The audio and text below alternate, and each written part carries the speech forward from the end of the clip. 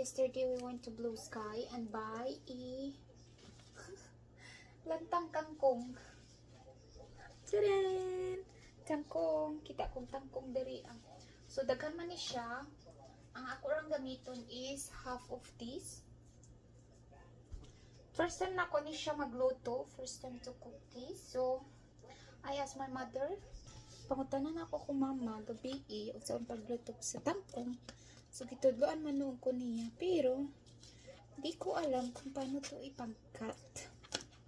Asa ang gamiton o di gamiton. Pero, murag, lami manggod kani siya o. Kaning puno niya, baka murag siya crunchy. Mo niya akong favorite. So, tanawang sa akong gibuhat diri.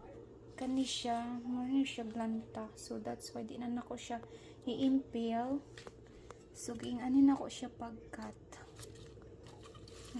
Adobo, mag-adobo ko. Na tangkong.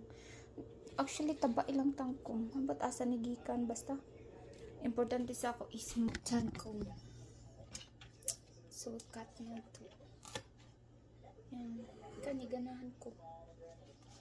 So, ayan, wash out na lang later.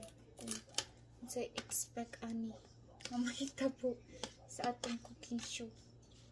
This is Mine is the economy is doing kangkong. great. So why does he need to lower rates again? Adobo. Wow. So, I taste it. It's good naman. Parang nakuha naman.